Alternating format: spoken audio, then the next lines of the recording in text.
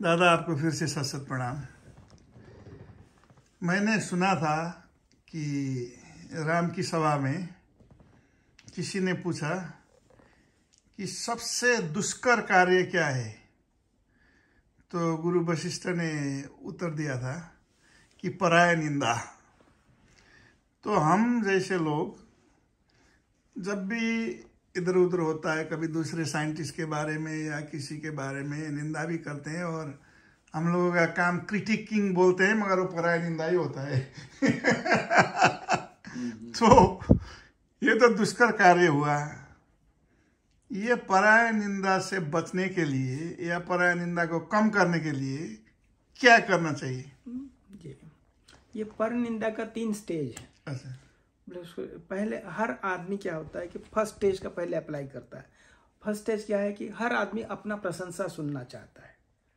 हमारी प्रशंसा आप लोग करिए, है ना। That is the first stage. अगर ये फर्स्ट स्टेज में जब वो सक्सेस नहीं होता है तो वो खुद अपना प्रशंसा करता है, मैंने ऐसा किया, मैंने वैसा किया, मैंने इधर किया, मैंने इतना किया। ये सेकंड स्टेज है। जब ये दोनों स्टेज में वो फेल हो जाता है कि पहला वाला भी नहीं हुआ कि दूसरा वाला नहीं है, तब वो तीसरे स्टेज में जाता है, सबका क्रिटिसाइज करना चालू करता है। ये थर्ड स्टेज में जाकर करता है। तो इसका मतलब है कि जब क्रिटिसाइज आदमी करना चालू कर देता है, इसका मतलब है कि वो केवल नेगेटिव देखने का उनका एक आदत बन जाता है। तो ये क्या होता है कि ये एक बहुत डिफिकल्ट स्टेज में चले जाते हैं। इसलिए इस स्टेज से बचने के लिए उनके पास एक काम अति आवश्यक है कि सर्वप्रथम वो ईश्वर या गुरु का नाम लेना चालू करें। प्रथम ये काम करना ही पड़े। सुबह उठे पहले परमात्मा को याद करो। दूसरी ये कोशिश करना है थोड़ी सी, ये पहला अप्रोच ये है कि हम कितना प्रभु का नाम ले लें, ये पहला हो गया। दूसरी चीज़ ये है कि आपने देख लिया कि ये आदमी ने इतना तक है, तो यहाँ से हम कैसे इनको आगे लेकर के चलें, ये हम उसमें एफर्ट लगाएं। बल्कि उनकी क्रिटिसाइज या उनको बोल करके कोई फायदा नहीं है। हम कैसे क्या करेंगे, इनको हम आगे लेकर के चलें। तो ये जब हम अपनापन उसमें ग्रो कर लिए कि मेरा प्रोजेक्ट है या मेरा आदमी है और मेरे को इनको ठीक करना है, जब ये चीज मन में अगर हम बिठा लिए तो हमारा रास्ता निकलता चला जाएगा। ठीक दादा, दूसरा प्रश्न। आपने शुरू से ही कहा कि जो लोकेशना का रोग है कि हमको लोग ऐसे कहें वैसे कहें, हमारा टीवी इंटरव्यू कोई ले ले, ये करे, ये लोकेशना का रोग है ना, ये भी सबसे बड़ा रोग लगता है। और वो रोग से भी मैं कभी ग्रसित हुआ करता था, अभी तक भी वो रोग है मेरे पास। ये मैं आपसे दिल से बोल रहा हूँ, इसको कैसे डील किया जाए? हाँ, ये देखिए, पहले जब पहला जो हमने 3 स्टेज बताया था, जब पहला 2 स्टेज अगर क्लियर कर लेता है ना, तीसरा स्टेज में इतना संतोष डेवलप हो जाता है। हमें सोचता है अरे भाई, हमारा जिस दिन टाइम आएगा हमारे पास लोग आएंगे, सब करेंगे, हमको क्या इतना हड़बड़ी क्या है। इतना ही ना, ऐसा ना जरूर है कि हमारा भी इंटरव्यू हमको भी लोग जाने, लेकिन उसमें जो तत्परता है, इसमें जो क्या बोलते हैं कि उसके जो पागलपन है वो खत्म हो जाएगा। तो आएंगे, हमारा भी टाइम है। आज रविशंकर का टाइम है, वो आगे बढ़ रहे हैं, कोई दिक्कत नहीं, उनको आगे बढ़ने दीजिए। हम भी मदद करते हैं, वो आगे बढ़े, कोई दिक्कत नहीं, हम पीछे तो है कम से कम।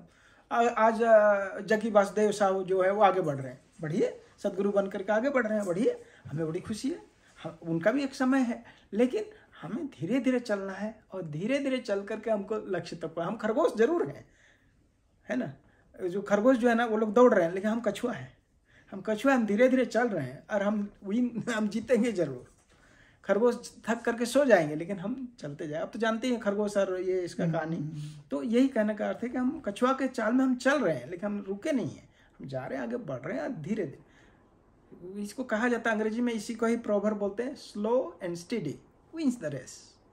हमें कोई चिंता की बात नहीं, हम चल रहे हैं, करेंगे। दादा लास्ट, जैसे आपने भी जिंदगी में कई ज्ञान, कई चीज़ सीखे हुए हैं जो दूसरों को बांटना चाहते हैं, और उन्हें भी सीखा हुआ है अपने ज़िंदगी से। कहीं तजुर्बा होता है किसी का पास, कई लोगों ने कई प्रकार के दूसरी तरफ के लात खाए, उससे सीखा हुआ होता है। ये अनुभव बांटने की जो आकांक्षा होती है वो लोकेशना में आता है कि नहीं? वो हाँ, अनुभव बांटने का जो इच्छा जो होती है लोगों को, अनुभव बांटने का इच्छा सबको होता है, होना भी चाहिए, ये अच्छी चीज़ है, आपको बांटना है। लेकिन उसके पहले आपको पात्र तैयार करना पड़ेगा।